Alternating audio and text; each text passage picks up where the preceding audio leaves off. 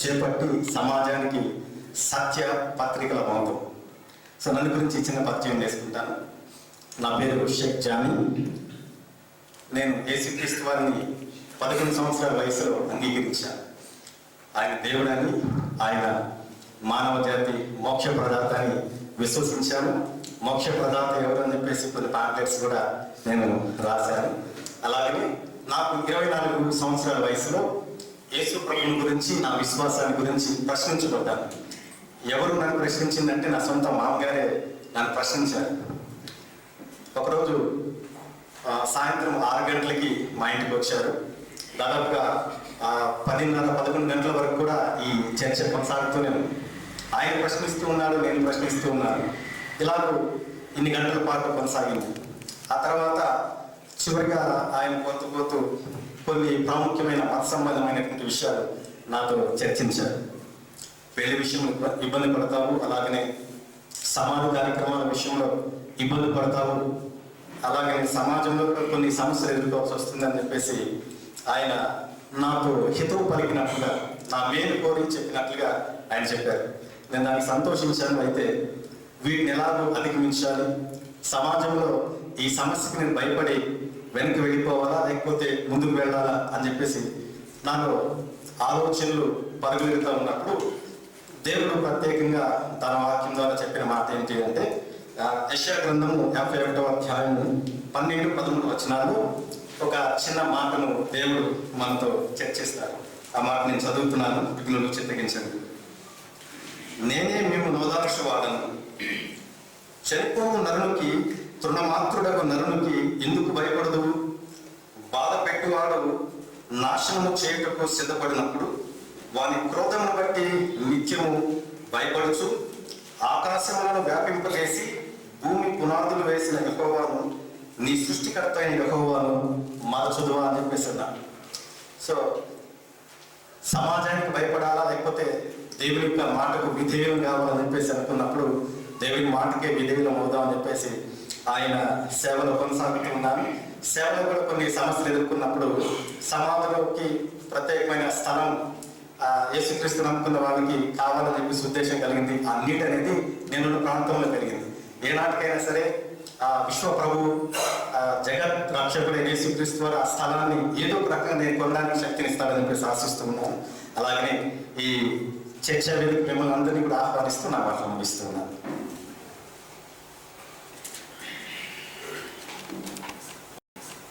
అపోస్తలుల కార్యములు 20వ అధ్యాయము 27వ వచనంలో చక్కటి మాట దేవుని వాక్యం చెప్తా ఉంది.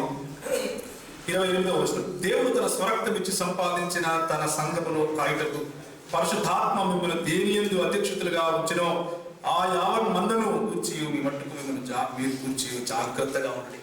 దేవుడు తన స్వరక్తం నుంచి సంపాదించుకున్నాడు. తన స్వరక్తం ఇచ్చి దేవుడు నీకు నన్ను కొనుక్కున్నాడు అని బైబిల్ గ్రంథం చెప్తా ఉంది. ఇంతకుముందు జరిగిన డిబేట్లో మరి ఎక్కడ రక్తం రక్తం రక్తం అన్న ప్రశ్నలకు నేను సమాధానం కావాలని చెప్పలేదు. ఎందుకంటే అక్కడ చెప్తే ఈ డిబేట్ ఏముంటుంది. కాబట్టి యేసు ప్రభు యొక్క శిలువను గురించినటువంటి వాస్తవాలు మరియు అపోహలు, ఈ 2 విషయాల గురించి కూడా మాట్లాడుకుంటాం ఈరోజు. అయితే ఇంకొక మాట, ప్రకటన గ్రంథము 1వ అధ్యాయం 18వ వచనంలో, నేను మొదటి వాడను కడపటి వాడను జీవించువాడను మృతుడనైతిని కానీ ఇదిగో యుగయుగములకు సజీవుడనై ఉన్నాను అని యేసు ప్రభు చెప్తున్నాడు. ఆయన యుగయుగములకు సజీవుడైన వాడు ఒకనొక రోజు మృతుడు కూడా అయ్యాడు. అది ఎలా అన్నది చదవకుండా అయితే మీరు డిబేట్కి వచ్చినారు అని నేను అనుకోను. కాబట్టి క్రైస్తవ దృక్పథాన్ని మీ ముందు ఉంచే ప్రయత్నం చేస్తున్నాను. యోహాను సువార్త 1వ అధ్యాయం, ఆదియందు వాక్యం ఉండేది, వాక్యము దేవుని యొద్ద ఉండేది, వాక్యము దేవుడై ఉండెను, ఆయన ఆదియందు దేవుని వద్ద ఉండెను, సమస్తమును ఆయన మూలముగా కలిగింది. 14వ వచనం, ఆ వాక్యం ఎవరైతే ఆదియందు దేవుని యొద్ద దేవుడై ఉండెనో ఆ వాక్యం శరీరధారి కృపాసత్య సంపూర్ణుడుగా మన మధ్య నివసించను. తండ్రి వలన కలిగిన అద్వితీయ కుమారుని మహిమ వలె మనము ఆయన మహిమను చూచితిమి. తండ్రి కుమార పరిశుద్ధాత్ముడైన దేవుడు తన మాటలను బలంగా మీ ముందుకు తీసుకుని రావాలని, మీ హృదయాలలో సత్య స్థాపన జరగాలని, మీరు యేసు ప్రభువుకు దగ్గరగా రావాలని నేను మనస్ఫూర్తిగా ప్రార్థన చేస్తున్నాను. ఎక్కడ కుమారుడు ఎత్తబడతాడో, ఎక్కడ కుమారుడు మహింపరచబడతాడో అక్కడ స్వాతంత్రం, సంఖ్యలు తెగిపోవటం, చీకటి నుంచి వెలుగులోకి రావటం, నిత్య జీవానికి రావటం జరుగుతుంది. మిమ్మల్ని కూడా అలాంటి హేతుబద్ధమైన ప్రేమపూర్వక స్వాగతాన్ని నేను మీకు తెలియజేస్తున్నాను. బైబిల్, ఖురాన్ మరియు హదీస్ వెలుగులో యేసుక్రీస్తు శిలువను గురించినటువంటి వాస్తవాలు మరియు అపోహలు అనే ఈ మాట మనం మాట్లాడుకుంటూ ఉన్నప్పుడు అసలు ఖురాన్ను ఎందుకు టచ్ చేయాలి అని కూడా క్రైస్తవుల్లో ఒక రకమైనటువంటి ఆలోచన రావచ్చు. ఎందుకు అని అంటే, నా ఉద్దేశం ప్రకారం ఎందుకు ఖురాన్ మరియు హదీసులను మనం రెఫర్ చేయాలి అని అంటే, క్రైస్తవులు ఏ విధంగా అయితే తమ బైబిల్ను ఆధారంగా చేసుకుని తమ దృక్పథాన్ని చెప్తారో, అదేవిధంగా ప్రత్యర్థులైనటువంటి లేకపోతే క్రైస్తవ సమాజాన్ని అది సత్యము కాదు అని ప్రకటించడం కోసమే వచ్చినట్లుగా ఉన్నటువంటి ఈరోజు మనకు అందుబాటులో ఉన్నటువంటి ఖురాన్ ఏం చెప్తా ఉంది అంటే, యేసు సిలువ వేయబడను, ఆయన సిలువపైకి ఎక్కించను లేదు, ఆయన చంపను లేదు అన్నట్లుగా చెప్తాం. కాబట్టి ముస్లిం సముదాయం మొత్తం కూడా క్రైస్తవులు భ్రమలో ఉన్నారు అన్నటువంటి ఆలోచనలో ఉన్నారు. కాబట్టి ఆ విషయాన్ని కొంచెం విశ్లేషించాలి. కనుక మనము బైబిల్, ఖురాన్ మరియు హదీసుల వెలుగులో ఇది ఎంత మాత్రం సత్యము అన్నట్లుగా నేను మీ ముందుకు ఈ విషయాన్ని తీసుకుని వస్తాను. క్రైస్తవుడుగా నేను ఖురాన్ దగ్గరికి వెళ్ళాల్సిన అవసరం నాకు లేదు. ఎందుకు అంటే, క్రైస్తవ గ్రంథం తప్ప ఇంక ఏ గ్రంథము కూడా దేవుని చేత ప్రేరేపించబడిన ఒక గ్రంథముగా బైబిల్ చెప్పదు. అలాంటి ఆజ్ఞ నాకు ఇవ్వదు. కానీ ఖురాన్ గ్రంథము నాకు, లేకపోతే ఇక్కడ కూర్చున్నటువంటి నా సహవక్త మొహమ్మద్ ఆరిఫ్ గారికి ఏమని చెప్తా ఉంది అంటే, నేను ఒకవేళ ఖురాన్ చదివినా, ఆయన ఖురాన్ చదివినా కానీ క్రైస్తవ విశ్వాసాన్ని ఒకవేళ నువ్వు తెలుసుకోవాలి అంటే, లేకపోతే నీ విశ్వాసంలో నువ్వు బలపడాలి అంటే కూడా ఆ గ్రంథంలో ఏమిటో తెలుసుకోవాలి అంటున్నారు. ముస్లింలు ఖురాన్ను విశ్వసిస్తారు. వారి విశ్వాసం ప్రకారం బైబిల్ అనగా తౌరాత్, ఇంజీలు మరియు జబూర్లను కూడా విశ్వసిస్తారు. తౌరాత్, ఇంజీలు, జబూర్లు విశ్వసిస్తారు. దాన్ని ఏ విధంగా విశ్వసిస్తారు అన్న విషయము మనకు వక్త చెప్తారు. నేను చెప్పడం ఎందుకు, ఖురాన్లోని సంగతుల విషయంలో ఏదైనా వారికి అనుమానం ఉంటే, ఏదైనా తెలుసుకోవాలని అనిపిస్తే గ్రంథ ప్రజల దగ్గరికి వెళ్ళమని కూడా ఖురాన్ 10:94లో వారికి హితవు ఉంది. ఎవరికి హితవు ఉంది అంటే, స్వయంగా హజరత్ ముహమ్మద్ గారికి సూరా 10:94 ప్రకారం నీకు ఏదైనా అనుమానం ఉంటే గ్రంథ ప్రజల వద్దకు వెళ్ళి తెలుసుకో అని ఆయనకు ఒక హితవు ఉంది. ఇక్కడ మనం ఒకసారి కనుక చదివినామంటే, fine కుంత fee షక్కిన్ మిమ్మా అన్జల్నా అలైకి Fasal Lazina యక్రౌ null కితాబా మైనా కబ్లికా లేకపోతే మైనా కబ్లికా అన్న మాటకు నిజంగా యు లేకపోతే నీవు అన్నటువంటి తర్జుమా రావాలి. మీరు కాదు. అక్కడ మాట్లాడుతున్నది మామూలుగా ఉన్నటువంటి ప్రజలతో కాదు, స్వయంగా ముహమ్మద్ గారితో, హజరత్ ముహమ్మద్ గారితో. ఏమని అంటే, నీకేదైనా సందేహం ఉంటే గ్రంథ ప్రజల వారిని అడుగు అని చెప్తున్నారు. కాబట్టి ఒకవేళ ముస్లిం ప్రజలకు ఏదైనా యేసుని గురించి, ఆయన యొక్క మరణ పునరుత్థానాల గురించి అనుమానం ఉంటే మమ్మల్ని అడిగితే బైబిల్లో ఉన్నటువంటి సత్యాన్ని మేము చెప్పే ప్రయత్నం చెబుతాం కూడా. గత 2000 సంవత్సరాలుగా అదే చేస్తూ వస్తున్నాం. లేఖనం చెప్పింది యేసు ప్రభువు చనిపోయి తిరిగి లేచి మృత్యుంజయుడై మన కోసం ఆయన నిత్య జీవాన్ని ఇస్తాడు అని. కానీ ఖురాన్లో చెప్పినటువంటి మాట, 457లో చెప్పినటువంటి మాట లేఖనం చెప్పిందా? మీరు నమ్మే లేఖనం తౌరాత్, ఇంజీలు మరియు జబూర్లు? సమాధానం వక్తలు చెప్తారు. ప్రవక్తలు ప్రవచించారు, గొర్రెలు చెదిరిపోవును, కాపరి హతనం చేయబడును. జకరియా 13:7. సజీవులు భూమిలో నుండి అతడు కొట్టివేయబడును, అతడు మరణమైనప్పుడు భక్తిహీనులతో ఆయనకు సమాధి నియమింపబడును. యెషయా 53. ఏమీ లేకుండా అభిషిక్తులు నిర్మూలన చేయబడును. దానియేలు ప్రవచనం. ఎందుకనగా నీవు నా ఆత్మను పాతాళంలో విడిచిపెట్టవు, నీ పరిశుద్ధిని కుళ్ళు పట్టనేవు. కీర్తన 16:10. ఖురాన్లో చెప్పబడినటువంటి 457 ఎక్కడైనా ప్రవక్తలు ప్రవచించారా? ఒక్క సమాధానం చెప్తారు. యేసే స్వయంగా చెప్పాడు, అరణ్యంలో మోషే సర్పమును ఎలాగ ఎత్తనో అలాగే విశ్వసించు ప్రతి వాడును నశింపక ఆయన ద్వారా నిత్య జీవం పొందినట్టు మనుష్య కుమారుడు ఎత్తబడవలేదు. శిలువ పైన ఎత్తబడ్డాడు. నేను భూమి మీద పైకెత్తబడిన యెడల అందరూ నా యొద్దకు ఆకర్షించుకుంటారు అని చెప్పాడు స్వయంగా యేసు ప్రభు. తాను ఏ విధంగా మరణమును పొందవలసి ఉండెనో సూచనప్రాయంగా ఆయన చెప్పాడు అని ఆ వచనంలో ఉంది. 2 దినములైన పిమ్మట పస్కా పండుగ వచ్చిననియు అప్పుడు మనుష్య కుమారుడు సిలువ వేయబడుటకై అప్పగింపబడిననియు మీకు తెలియదని చెప్పిన ఈ మాటను ఒప్పుకుంటూ ప్రవక్త గారు పోయిన మన మొహమ్మద్ గారు పోయిన డిబేట్లో కూడా చెప్పారు. 3 సార్లు ఆయన చెప్పారు, ఇదిగో మనం యెరూషలేమునకు వెళుచున్నాము, మనుష్య కుమారుడు ప్రధాన యాజకులను శాస్త్రులకు అప్పగింపబడను, వారు ఆయనకు మరణ శిక్ష విధించి ఆయనను అన్యజనులకు అప్పగించదు. మార్కు సువార్త 10వ అధ్యాయం. ఇవన్నీ యేసు ప్రభు స్వయంగా తన నోటితో చెప్పుకున్నటువంటి మాటలు. యేసు స్వయంగా ఈ మాటలు చెప్పారు. దీనికి విరుద్ధంగా ఒకవేళ యేసు కానీ ప్రవక్తలు కానీ ధర్మశాస్త్రం కానీ చెప్పిందా? మొహమ్మద్ గారు చెప్తారు, యేసు శిష్యులు ప్రత్యక్ష సాక్షులు ధృవీకరించారు. ప్రత్యక్ష సాక్షులు, అక్కడ కనిపించే వారందరూ ప్రత్యక్ష సాక్షులే. దీని మీద ప్రశ్న వస్తుంది, ఆ సమయంలో దీన్ని విపులంగా మాట్లాడతారు. ప్రత్యక్ష సాక్షులు ఉన్నారా లేదా అని. చరిత్రకారులు దీన్ని ధృవీకరించారు. కొర్నేలియస్ టాసిటస్, గ్రీకు వ్యంగ్య రచయిత సమోసర్ చెందినటువంటి లూసియన్, రోమా చరిత్రకారుడైనటువంటి సుటోరియస్, ప్లైనీ ద యంగర్, టాలస్, ప్లేగోన్, ప్రతి ఒక్క చరిత్రకారుడు యేసును చంపారు అని చరిత్రలో రాశాడు.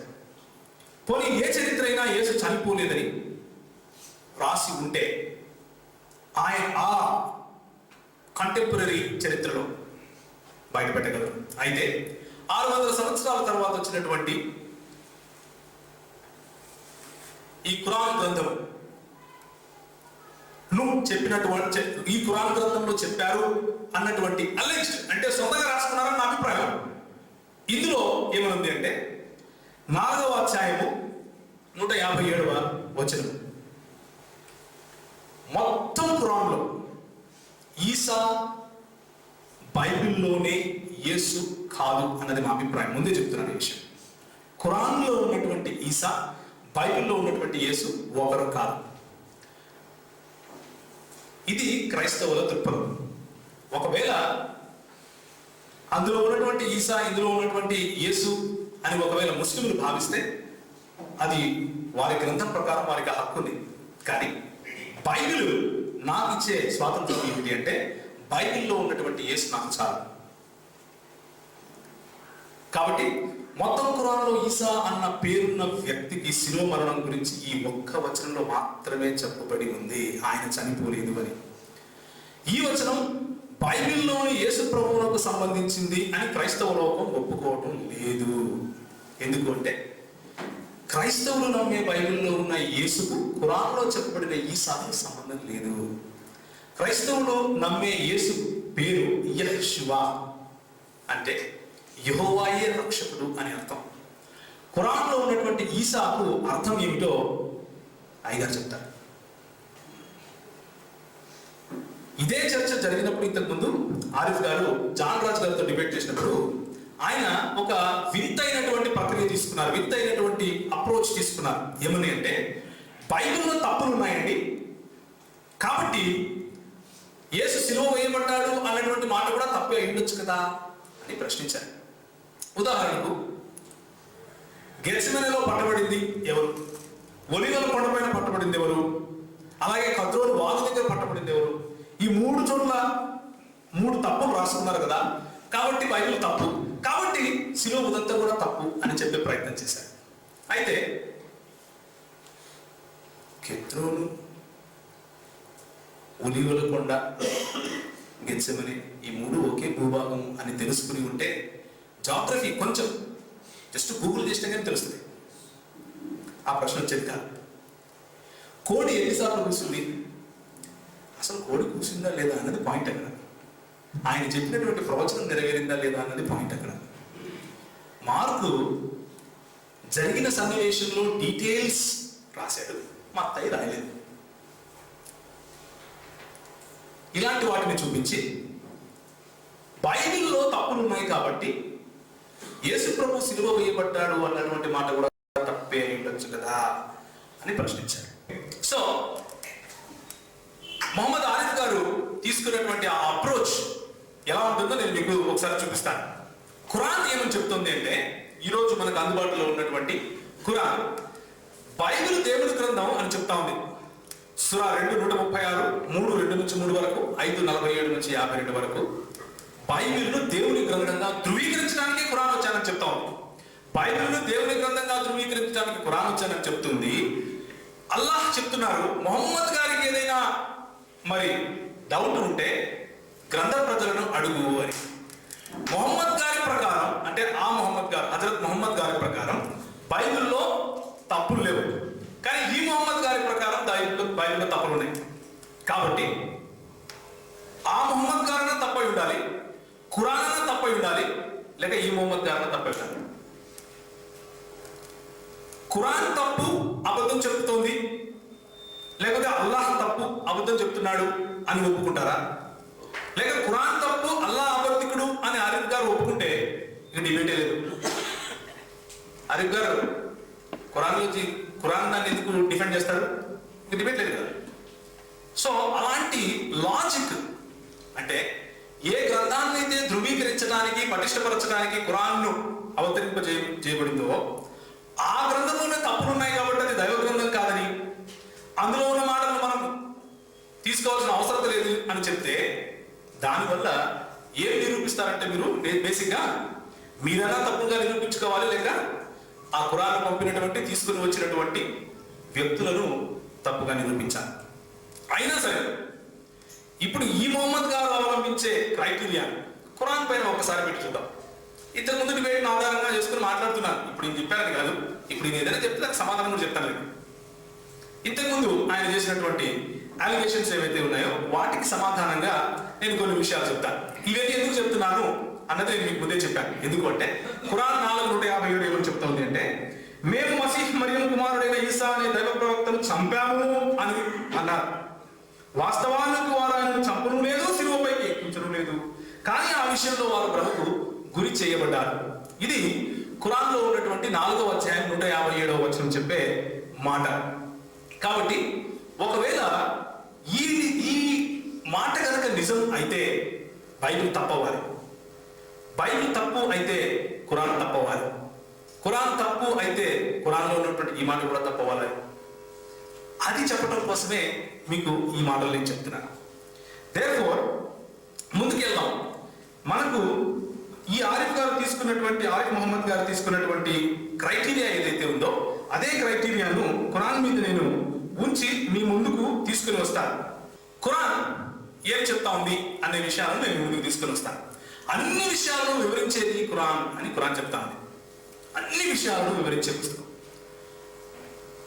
నాకు అన్ని విషయాలు వద్దు, మతపరమైన విషయాలు అడుగుతాను, ఎక్కువ వద్దు నాకు. సింపుల్ విషయాలు. 5 స్తంభాలు ఉన్నాయి అన్నారు ఉదయం మాట్లాడుతూ. 5 స్తంభాల్లో సలా అనే స్తంభం ఉంది. 5 స్తంభాల్లో మరి విశ్వాసానికి ప్రాముఖ్యమైనటువంటి మొదటి మాట ఉంది. అన్ని ఈక్వివోకల్ స్టేట్మెంట్ ఒకటేసారి ఉండేవి. ఈ 5 వివరించినటువంటి ఖురాన్ ఉందా మీ దగ్గర? అబ్రహాము లాగా మీరు కూడా గోప్యాంగ చర్మాన్ని తీసేసుకోవాలి అని ముస్లింలు చెప్తున్నారు. ఖురాన్లో ఉందా? ఎక్కువ పెద్ద రాకెట్ సైన్స్ వద్దు, చిన్న విషయాలు చెప్తే చాలు. మరి వివరణ ఇది. మనిషి దేని నుండి చేయబడ్డాడంటారు? ఒక్కొక్కరు ఒక్కొక్క రకంగా చెప్తారు. గాలి నుండి చేయబడ్డాడు, మట్టి నుండి చేయబడ్డాడు, ఆ తర్వాత దాన్ని ఏమంటారు, ఒక నెత్తుటి ముద్ద నుండి చేయబడ్డాడు. ఇలా ఎన్నెన్నో మాటలు ఉన్నాయి. రక్తపు ముద్ద నుండి చేయబడ్డాడు 96వ సూర 1-2 వరకు. నీటి నుండి చేయబడ్డాడు 21, 30, 24, 45, 25, 54. సౌండింగ్ నుంచి చేయబడ్డాడు, పంకమట్టి నుంచి చేయబడ్డాడు, దుమ్ము నుండి చేయబడ్డాడు, శూన్యం నుండి చేయబడ్డాడు, భూమి నుండి చేయబడ్డాడు, జిగటగల ద్రవ్యం నుండి చేయబడ్డాడు. Make up your mind. ఒక ఒక్కసారి ఆలోచించుకొని దేని నుంచి చేయబడ్డాడు చెప్పండి. ఇన్నెందుకు? మీరు పెట్టిన క్రైటీరియా ఖురాన్ పైన పెడితే ఎలా ఉంటుందో చూపిస్తున్నాను నేనంటే. అంత్య దినాల కోసం ప్రార్థన చేయాలా వద్దా? చెయ్యొద్దు. 2వ సూర 122, 123, 254, 6వ సూర 51, 82వ సూర 18 నుంచి 19 వరకు. చెయ్యండి 20వ సూర 109, 34, 23, 43, 86, 53, 26. చేయాలా చేయొద్దా? అల్లాహ్ షిర్కును క్షమిస్తాడా క్షమించడా? షిర్క్ అంటే అర్థం ఏమిటంటే అల్లాహ్కు తోడుగా ఇంకొకరిని ఉంచడం, అల్లాహ్కు తోడుగా దైవంగా ఇంకొకరిని ఉంచడం. క్షమించడు 4వ అధ్యాయం 48, 116. క్షమిస్తాడు 4వ అధ్యాయం 153, 20వ అధ్యాయం 68 నుంచి 71 వరకు. అంతే క్షమిస్తాడంటారా క్షమించడంటారా? అల్లాహ్ చెడు చెయ్యమని ఆజ్ఞాపించాడా లేదా? ఆజ్ఞాపించలేదు. 7వ అధ్యాయం 28, 16వ అధ్యాయం 90. ఆజ్ఞాపించాడు 17వ అధ్యాయం 16వ వచనం. అల్లాహ్ మరియు ఆయన సింహాసనం వెనుక ఎక్కడుందంటారు? విశ్వాసుల గుండె నరం దగ్గర ఉంది అని 50:16 చెప్తే, సింహాసనం పైన అల్లాహ్ ఉన్నాడు అని 57:4 చెప్తే, నీటి పైన ఉన్న సింహాసనం పైన ఉన్నాడని 11:7 చెప్తే, 1000 లేకపోతే 50,000 సంవత్సరాలు ప్రయాణం చేసినంత దూరంలో ఉన్నాడు అని ఇంకొక మాట. అదే ఖురాన్లోనే ఉంది. ఎందుకు ఎక్కడున్నాడు అంటారు?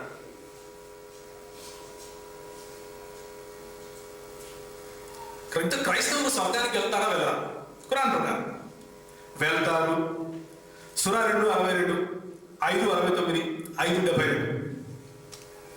3 వచనాల తర్వాత వెళ్ళరు. 3వ అధ్యాయం 58. ఇంతకు వెళ్తారో అల్లాహ్ గారు ఒక మాట చెప్తే ఖురాన్ స్పష్టంగా చెప్తే బాగుంటుంది కదా. మనుషులు రాసుకుంటే ఇట్లే ఉంటుంది. మరి ఖురాన్ను ఎవరు అర్థం చేసుకోగలరంటారు? అల్లాహ్ మాత్రమే చేసుకుంటారా లేకపోతే మానవులు కూడా అర్థం చేసుకుంటారా? స్పష్టమైన వివరణ ఉంది అన్నారు. స్పష్టమైన అరబీ భాషలో వచ్చింది అన్నారు 16వ అధ్యాయం 103. కానీ అల్లాహ్ తప్ప దాన్ని ఎవరికి తెలియదు అంటాడు 3వ అధ్యాయం 7వ వచనంలో. జ్ఞానం గల పురుషులు దాన్ని అర్థం చేసుకోగలరంటారా చేసుకోలేరంటారా? 3వ అధ్యాయం 7వ వచనం ప్రకారం మీరు సమాధానం చెప్పాలి. ఇంకొక హదీస్ కూడా ఉంది. ఆ హదీస్లో ఏముందంటే, మీరు స్పష్టంగా లేని ఖురాన్ ఆయతుల మీద వెళ్ళే వారిని గురించి పట్టించుకోకండి, వాళ్ళు నరకానికే వెళ్తారు. అంటే స్పష్టంగా లేని ఖురాన్ ఆయతులు కూడా ఉన్నాయంటారు. ఖురాన్ ఏమంటుంది? నేను స్పష్టమైన అరబీ భాషకు వచ్చానంటుంది, అన్నిటికీ వివరణ ఇస్తానంటుంది. ఎలా అంటారు? ఇప్పుడు దత్తపుత్రుల భార్యలను వివాహం చేసుకోవచ్చా చేసుకోకూడదు? సూర 33, 37 చేసుకోవచ్చు. కానీ 33:4 నుంచి 5 వరకు దత్తపుత్రులే ఉండకూడదు అంటున్నాడు. దత్తపుత్రులే ఉండకపోతే వాళ్ళకి భార్యలు ఎక్కడి నుంచి వస్తారు? ఏం మాటలేదు. ఇప్పుడు దత్తపుత్రులు వద్దు, సరే, మరి వాళ్ళ భార్యలు ఎలా వస్తారు? దత్తతే తీసుకోవద్దు అని అన్నప్పుడు దత్తపుత్రులకు భార్యలు ఎక్కడి నుంచి వస్తారు? Clear contradiction. ఇది నేను ఎందుకు చెప్తున్నాను అంటే సబ్జెక్టు నుంచి బయటకు వెళ్ళడం కోసం కాదు. మొహమ్మద్ ఆరిఫ్ గారు తీసుకున్నటువంటి క్రైటీరియా నేను చూపిస్తున్నాను బైబిల్ పట్ల. ప్రవక్తలు వారి సొంత ప్రజల మధ్యకే పంపబడ్డారు అంటారా లేకపోతే అందరి కోసం పంపబడ్డారంటారా? ఖురాన్ ఏం చెప్తుంది చూడండి. సూర 14:4 ప్రకారం, 30:47 ప్రకారం ఖురాన్, బైబిల్ మరియు హదీస్ అన్ని కూడా ఎవరి ప్రజలు అయితే ఉన్నారో వాళ్ళ దగ్గరికే పంపించారు. కానీ యోనా ఎక్కడికి వెళ్ళాడు? ఖురాన్ ప్రకారం, బైబిల్ ప్రకారం, హదీసుల ప్రకారం నిన్నవేకి వెళ్ళాడు. ఆయన ప్రజలు కాదు కదా. ఏమంటారు? నోహేమో భూనివాసులు అందరి వరకు పంపబడ్డాడని ఖురాన్ చెప్తా ఉంది, హదీసులు చెప్తున్నాయి. క్షమించండి. మోషే ఏమో ఫరో ఎందుకు వెళ్ళాడు? వేరే వాళ్ళ దగ్గరికి వెళ్తే ఖురాన్ ఏమో వాళ్ళ దగ్గరికి పంపించాడట్లంటే సమాధానం అయ్యగారు చెప్తారు. కేవలం మానవులు మాత్రమే సందేశహరుడు అని సూర 12:109, 21:7 నుంచి 9 వరకు, 25, 20 నుంచి 21 వరకు ఉంది. అంటే కేవలం మానవులు మాత్రమే అల్లాహ్ యొక్క సందేశాన్ని తీసుకొని వస్తారు. కానీ జిన్నాతులు మరియు దేవదూతలు కూడా సందేశహరులే. 6:130, 11:69, 22:75 ఇవన్నీ ఉన్నాయి. కేవలం మన పదం లేకుంటే అసలు ఇబ్బంది లేదు, అందరూ ఉండొచ్చులే. కానీ కేవలం ఉంది అక్కడ. కేవలం మానవులు మాత్రమే సందేశహరులు. కాబట్టి పై వైరుధ్యాల కారణంగా ఖురాన్ అబద్ధ పుస్తకం. ఈయన క్రైటీరియా ప్రకారం, మన మొహమ్మద్ ఆరిఫ్ గారి క్రైటీరియా ప్రకారము, నేను ఇప్పుడు చూపించినటువంటి క్రైటీరియా ప్రకారము ఖురాన్ అబద్ధ పుస్తకము కావాలి. ఒకవేళ అబద్ధ పుస్తకము అని ఆయన క్రైటీరియా బైబిల్ మీద ఏదైతే పెట్టాడో అదే ఖురాన్ పైన పెడితే దాని ప్రకారము ఖురాన్లో ఉన్నటువంటి 4వ అధ్యాయం 157 కూడా నమ్మాల్సిన అవసరం లేదు. సో మనం ఏదైనా ఒక క్రైటీరియా ఉపయోగిస్తే దాన్ని కొంచెం జాగ్రత్తగా అది మనకి ఎక్కడ చూసుకుంటుందో అని చూసుకుని కూడా ఆలోచిస్తే మంచిది అన్నది నా అభిప్రాయం. అయినా సరే ఇవన్నీ అయిపోయాయి, అయినా సరే ముస్లిం పండితులు మాత్రం ఈసా అంటే ఏసే అని అంటున్నారు ఈరోజు. కాబట్టి మాట వరుస దీన్ని పరిశీలిద్దాం. క్రైస్తవులు దీన్ని పరిశీలించాల్సిన అవసరం లేదు. కానీ ఖురాన్ చెప్తుందని మన ముస్లిం సహోదరులు నమ్ముతున్నారు కాబట్టి, ఆ ఈసా ఈ యేసు ఒకడే అని అంటున్నారు కాబట్టి వారు చెప్పిన మాటనే ఖురాన్ ఏమని చెప్తుందో పరిశీలిద్దాం. మొదటిది, వారు అంటే యూదులు మేము నిశ్చయముగా అల్లాహ్ సందేశహరుడు మరియు మరియం కుమారుడైన ఈసా మసీహ్ని చంపాము అని అన్నారు. వారు ఆయనను చంపలేదు, శిలువపైకి ఎక్కించలేదు. వారు భ్రమకు గురి చేయబడ్డారు. ఈ విషయం గురించి అభిప్రాయ భేదం ఉన్నవారు సంశయగ్రస్తులై ఉన్నారు. ఈ విషయం గురించి వారికి నిశ్చిత జ్ఞానం లేదు. వారు కేవలం ఊహని అనుసరిస్తున్నారు అని 7 మాటల్లో ఖురాన్ చెప్తాం. ఇప్పుడు దీన్ని ఒక మాట తర్వాత ఒకటి విశ్లేషించుదాం. యూదులు అన్నారంట మేము మరియం కుమారుడైనటువంటి ఈసా మసీహ్ని చంపాము అన్నారంట. యూదులు ఎవరి కోసం వేచి చూస్తున్నారు? మసీహ్ కోసం వేచి చూస్తున్నారు, మెస్సియా కోసం వేచి చూస్తున్నారు. వాళ్ళు ఒకవేళ ఆయన ఈసా మసీహ్ అని నమ్మితే చంపుతారా? కామన్ సెన్స్, రాకెట్ సైన్స్ కాదు, కామన్ సెన్స్. అంటే యూదులు ఈసాను మసీహ్గా నమ్మకుంటేనే చంపుతారు. నమ్మితే ఎందుకు చంపుతారు? ఆ విషయం కూడా తెలియకుండా పంపించాడు అలా ఖురాన్. మన ఉదయం డిబేట్లో అయ్యగారు అన్నారు, చిన్నపిల్లలు కూడా చెప్తారు, ఇది సండే స్కూల్ పిల్లలు కూడా చెప్తారు. మాకు మసీహ్ అంటేనే ఆయన కోసం వెయిట్ చూస్తున్నారు వీళ్ళు ఇశ్రాయేలీయులు. వస్తే ఎందుకు చెప్తారు? వారు ఆయన చంపను లేదు, శిలువపైకి ఎక్కించలేదు. ఈ మాటలో యూదులు ఆయనను చంపలేదు అని మాత్రమే ఉంది, కానీ యేసు ప్రభువు చనిపోలేదు లేదు. యూదులు ఆయన చంపలేదు. ఏమైనా ఇబ్బంది ఉందా? ఏ ఇబ్బంది లేదు. మాకేం ఇబ్బంది ఉంది? ఏమి లేదు. ఖురాన్లోని మిగతా ఆయుధాలు ఏదైతే గమనిస్తే అసలు యేసు చనిపోయాడా లేదా అనే విషయం మనకు తెలుస్తుంది. ఖురాన్ ప్రకారం వారు ఆయనను చంపలేదు అంటే యూదులు ఆయనను చంపలేదు. మూల లేదా అరబీ భాషలో వమా ముహమ్మదున్ ఇల్లా రసూలు ఖద్ ఖలిత్ మిన్ లిహిర్ రసూల్ అఫయిమ్మాత అఖ్తిరూన్ అని ఉంది. దీని అర్థం ఏంటంటే వాస్తవానికి అతనికి పూర్వం సందేశహరులు అపోస్తలుడు గతించిపోయారు. ఎవరికి పూర్వం? మొహమ్మద్ గారు, హజరత్ మొహమ్మద్ గారికి పూర్వం ఉన్న సందేశహరులు నశించిపోయారు. ఈ రోజు ఉన్నటువంటి ఈ ఖురాన్ నేను ఎత్తుకొని చూశాను అనుకోండి, తెలుగులో చాలా చక్కగా అనువదించారు. ఏమని అంటే ఆయన తర్వాత వచ్చిన ఎందరో ప్రవక్తలు గతించిపోయారు అన్నది. అరబీ భాషలో ఎందరో ఎక్కడుంది? అరబీ వచ్చిన పండితులు గారు చూపించారు. అక్కడ అందరూ అని అర్థం చేసుకోవాలి. ఒకవేళ అందరూ గతించిపోయి ఉంటే యేసును లేకపోతే ఖురాన్లో ఉన్నటువంటి ఈసాను వీళ్ళు ప్రవక్తగా అంగీకరిస్తే ఆయన చనిపోయాడు అంగీకరించాలి కదా. సూరా 5:75 మల్ మసీహ్ ఇబ్ను మరియమ ఇల్లా రసూలు ఖలత్ మిన్ ఖలిహిర్ రసూల్. మరియం పుత్రుడైన మసీహ్ ఒక ప్రవక్త తప్ప మరేమీ కాదు. ఆయనకు పూర్వం కూడా ఎంతో మంది ప్రవక్తలు. ఎంతో మంది అన్న మాట లేదు అక్కడ. ఖురాన్ను తిరగ రాసుకుంటున్నారు. ఎక్కడ మా విషయం బయటపడతాదో అరబీ భాషలో ఎందరో అంటే లేనేలేదు. యేసుకు ముందు అందరు ప్రవక్తలు గతించారు అని మాత్రమే ఉంటారు. 344లో కూడా అదే ఉంటుంది. ముహమ్మద్ గారు చనిపోయినప్పుడు ఈ వచనాన్నే అబూబకర్ గారు పలికారు.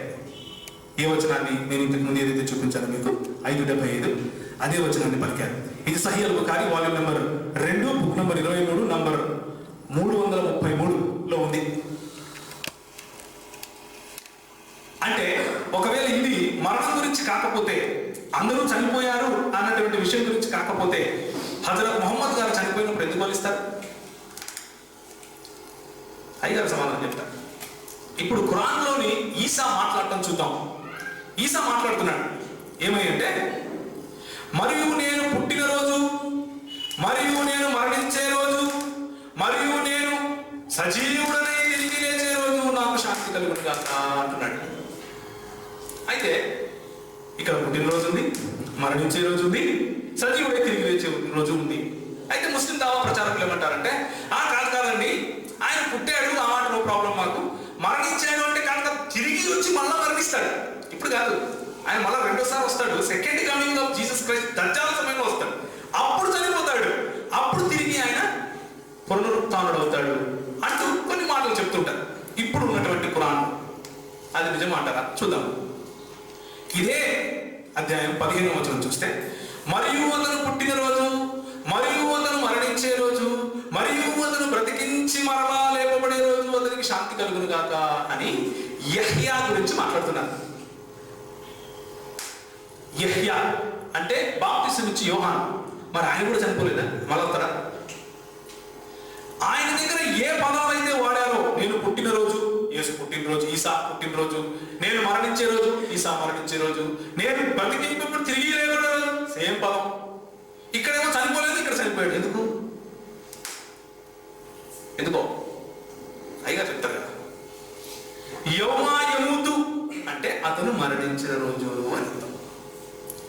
అతను మరణించిన రోజు అని ఈసాకు ఉన్నప్పుడు ఎందుకు మరణించలేదో ఖురాన్ ప్రకారం అయిగా చెప్తారు. అల్లాహ్ స్వయంగా ఈసాతో మాట్లాడుతూ ఏమంటున్నాడో గమనించండి. ఓకే,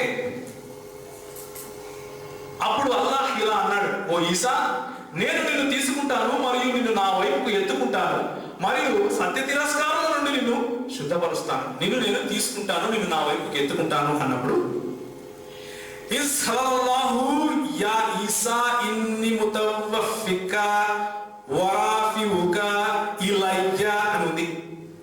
ముతవఫ అనడానికి మూలపదం, నేను తప్పు మాట్లాడేటచ్చులేండి, కొంచెం అరబీ నాకు అంత రాదు కదా, చూస్తున్నా తెలుగు. మూలపదం తవఫ, దీనికి వఫా అంటే మౌతనే, మరణం అనే. నిన్ను నా వైపుకు తీసుకుంటాను అంటే చనిపోయిన తర్వాత తీసుకుంటాననే. ఎలా కాదో అయ్యగారు చెప్తానండి. అలాగే ఈసా అల్లాహ్తో పలికిన మాటలు గమనించండి. నీవు ఆదేశించింది తప్ప నేను మరేమీ వారికి చెప్పను. అంటే నా ప్రభువు మరియు నీ ప్రభువు ఆజ్ఞాపించిందే ఆయన్నే ఆరాధించు అని నేను అక్కడ కనపట్టలేదు. వారి మధ్య ఉన్నంత వరకు వారికి సాక్షిగా ఉన్నాను.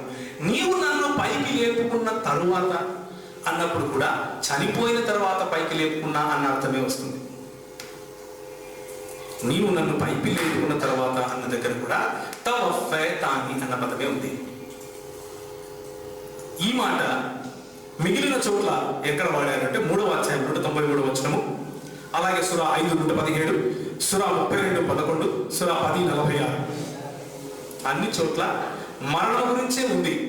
ఈసా దగ్గర మాత్రమే ఎందుకు మరణం కాదో మిత్రులు చెప్తారు. ఇక కాదుకూడదు అంటే బ్రతికే ఉన్నాడు అని అంటే సూరా 19:31లో ఈసా ప్రార్థిస్తూ ఇలా అంటున్నాడు, నేను బ్రతికి ఉన్నంత కాలం నమాజ్ చేయమని మరియు జకాత్ ఇవ్వమని నన్ను ఆదేశించాడు. ఇప్పుడు ఆయన బ్రతికి ఉన్నాడు అనుకుందాం, ఆయన నమాజ్ చేస్తున్నాడు అనుకోండి, పైన ఇబ్బంది లేదు. పైన కూడా మత ప్రచారం ఉంటుందా? అక్కడ జకాత్ ఇస్తాడా? ఏం పని చేసి సంపాదిస్తున్నాడు? అక్కడ ఏముంటాయి? డాలర్లు ఉంటాయా, రూపాయలు ఉంటాయా, దినార్లు ఉంటాయి? ఏమిస్తాడు? జకాత్ ఎవరికి ఇస్తున్నాడు? అల్లాహ్కి ఇస్తున్నాడా, లేకపోతే అక్కడి నుంచి ఇక్కడికి పంపిస్తున్నాడా? సమాధానం చెప్పాలి. వారు భ్రమకు గురి చేయబడ్డారు అన్న విషయాన్ని పరిశీలిద్దాం. ఇప్పుడు ఎవరు భ్రమకు గురి చేయబడ్డారు? ఎవరైతే ఆయన శిలువకు ఎక్కించారో వారు భ్రమకు గురి చేయబడ్డారు. వారు అంటే యేసును చంపిన వారు. సూరా 3:54-57 ప్రకారం ఇశ్రాయేలు సంతతి వారు ఈసాకు వ్యతిరేకంగా పన్నాగాలు లేక మోసపుట్టెత్తులు పన్నసాగారు. వారు మోసపుట్టెత్తులకు పై మోసపుట్టెత్తులు అల్లాహ్ కూడా పన్నాడు. పన్నాగములు లేక మోసపుట్టెత్తులు పన్నటంలో అల్లాహ్ ఏంటి అని 3వ అధ్యాయము 54-57 వరకు ఉంది. నేను ఇంతకు ముందు డిబేట్లో చెప్పినట్లు అంటే ఆయన మోసపుట్టెత్తులు లేదా పన్నాగములు పన్నటంలో అన్నిటికీ అందరికంటే మేడి. ఎవరు భ్రమకు గురి చేశారు వాళ్ళను అంటే అల్లాహ్ ఏ భ్రమకు గురి చేశాడు, అల్లాహ్ వారిని భ్రమకు గురి చేశాడు అని ఖురాన్ చెప్తాం. దీని పర్యవసానం ఏమిటి అంటే అల్లాహ్ ఆనాటి యూదులను భ్రమపరచడం కారణంగా వారిలో కొందరు యేసును వెంబడించడం మొదలుపెట్టారు. వారే ఈనాడు ప్రపంచంలోని అతిపెద్ద మతంగా కూడా ఉన్నారు. అంటే ఏ విధంగా అయితే మన అయ్యగారి మాటల్లో ప్రొడ్యూసరు ఆయనే, డిస్ట్రిబ్యూటరు ఆయనే. దేనికి? క్రైస్తవ మతానికి. క్రైస్తవ మతానికి ప్రొడ్యూసరు, డిస్ట్రిబ్యూటరు అలాగే. ఆయన భ్రమపరచడం కారణమే కదా మేము అయ్యాం. ఎలా కాదో అయ్యగారు చెప్తారు. అల్లాహ్ మోసపరిచాడు అంటే, అల్లాహ్ మోసపరిచేవాడు అని అంటే దేవుడు ఎలా అవుతాడు అయ్యగారు చెప్తారు. ఇంతకుముందు ఆయన నాకు బైబిల్ని చూపించారు, దీనికి సమాధానం చెప్పాను. దేవుణ్ణి ప్రకటించేవాడు అంటే మోసపుచ్చే దేవుణ్ణి ప్రకటించేవాడు ఏ విధంగా ప్రవక్త అవుతాడు? నా ఉద్దేశంలో మొహమ్మద్ గారు అలా ప్రకటించాడు, మీరు అలా రాసుకున్నారు అన్నది నా అభిప్రాయం. అల్లాహ్ యొక్క మోసపూరిత ఎత్తులు మొహమ్మద్ గారికి ఆయన శిష్యులకు బాగా తెలుసు. వారు అల్లాహ్ నుండి మమ్మల్ని ఎవ్వరూ రక్షించలేరు అని అంటూ ఉండేవారు. యాక్చువల్గా ఒక హదీస్లో ఎలా ఉంటుందంటే, మొహమ్మద్ గారిని అడిగారు, అయ్యా నీకు అత్యంత ప్రీతిపాత్రులు ఎవరు అని అంటే ఆయన అన్నారు, నాకు అత్యంత ప్రీతిపాత్రులు రాను ఐషా అన్నారు. ఆ తర్వాత ఇంకెవరు అంటే ఆమె తండ్రి అయినటువంటి అబూబకర్ గారు అన్నారు. అబూబకర్ గారు ఏమన్నారు అంటే, అల్లాహ్ నేను స్వర్గంలో ఒక కాలు పెట్టిన తర్వాత కూడా నమ్మను నేను అక్కడికి వెళ్ళానని, ఎందుకంటే ఆయన మోసం నేను తట్టుకోలేను అన్నాడు. అల్లాహ్ మార్గం చూపని వారికి మీరు మార్గం చూపదలిచారా? అల్లాహ్ మార్గభ్రష్టులుగా చేయదలుచుకున్న వారిని మార్గభ్రష్టులుగా చేస్తాడు అని ఖురాన్ చెప్తా ఉంది. కాబట్టి ఈ రోజు నేను ఇక్కడ నిలబడి క్రైస్తవులుగా మీతో మాట్లాడుతున్నాను అంటే కారణం అల్లాహే. ఖురాన్ 3:52, 5:111, 57, 26, 3:55, 61, 14 వీటన్నిటిని మనకు అర్థమయ్యేది ఏంటంటే, ఈ మోసపోయినటువంటి క్రైస్తవులను బలపరిచింది కూడా అలాగే. అంటే ఆఖరి దినం వరకు పై చేయి ఉండే వారిగా పెడతాను అంటున్నాడు. అంటే ప్రొడక్షన్ అయిపోయింది, ఇప్పుడు డిస్ట్రిబ్యూషన్ జరుగుతా ఉంది, బలపరుస్తున్నాడు క్రైస్తవ్యాన్ని. కానీ ఇక్కడ సమస్య ఏంటంటే, ఈసాను వెంబడించిన వారు అల్లాహ్ చేత భ్రమకు గురి చేయబడ్డారు. మొహమ్మద్ గారు రానంత వరకు ఈ సత్యం ఎవరికి తెలియదు. కానీ ఈసా అనుచరులు మాత్రమే పై చేయగలిగి ఉన్నారు. వారు ముస్లింలాగా ఉన్నారా అంటే చరిత్రలో అలాంటి వాళ్ళు ఎవరు కనపడటం లేదు. పోనీ ఇప్పుడున్న వాళ్ళు ఒకటేనా అని అంటే ఈ మతానికి స్థాపకుడు కూడా అల్లాహే అవుతాడు. పోనీ అందరూ మోసపోయారు అని అంటే అప్పుడు మోసపోయిన వారిని బలపరిచే దేవుడు ఏమవుతాడో మీరే చెప్పండి. ఎటు చూసినా మొహమ్మద్ గారు ఆయన తీసుకొచ్చినటువంటి ఖురాను ఈయన క్రైటీరియా ప్రకారం తప్పవుతుంది. కాబట్టి మిగిలింది ఒకటే, క్రైస్తవులను పై చేయిగా ఉంచినటువంటి అల్లాహ్ ఒకవేళ నిజమైతే క్రైస్తవ్యం నిజమే. అసలు ఈ విషయం అంటే యేసు మరణం గురించి వారికి నిశ్చిత జ్ఞానం లేదు అంటూ క్రైస్తవుల పైన అభియోగం చేస్తుంటారు. ఎవరికి నిశ్చిత జ్ఞానం లేదు? 7 రకాలుగా చెప్తూ ఉంటారు. ఒకడు టాసిటస్ అని, యూదా అనే వాళ్ళ పేరు కూడా వాడు చనిపోయాడని, ఇస్కరియోతు యూదా చనిపోయాడని, ఇక అల్ తబరి అని ఒకటి ఉంది. ఆ అల్ తబరిలో కథలు ఉన్నాయి. నా దగ్గర ఒక ఖురాన్ ఉంది, ఈ ఖురాన్ నేను తీసి చదివాలనుకోండి ఇంకొక పేరు ఉంటుంది. చాలా ఖురాన్లు పెట్టాను కదా, ఇక్కడ సమయం వచ్చినప్పుడు తీసి చదువుతానులేండి. ఒక్కొక్క ఖురాన్లో ఒక్కొక్క పేరు రాసుకున్నారు. కాబట్టి నిశ్చిత జ్ఞానం లేదు ఎవరికి. ఇన్ని రకాల ఊహలు ఎక్కడి నుంచి వచ్చాయి? ఎవరు ఊహనే అనుసరిస్తున్నారు? నిశ్చిత జ్ఞానం ఎవరికి లేదు? క్రైస్తవులకు నిశ్చిత జ్ఞానం లేదా? భూప్రపంచంలో ఉండే ఏ క్రైస్తవునైనా అడగండి, యేసు ప్రభు చనిపోయాడా? చనిపోయాడు. తిరిగి లేచాడా? లేచాడు. ముస్లింలు అడగండి, ఎవరు చనిపోయారు అంటే ఒకరు యూదా అంటారు, ఒకరు నిశ్చిత జ్ఞానం ఎవరికి లేదు మీ క్రైటీరియా ప్రకారం. సూరా 3:55, 3:144, 19:33, 19:15, 5:117 ప్రకారం యేసు మరణాన్ని ఖురాన్ ధృవీకరిస్తా ఉంది.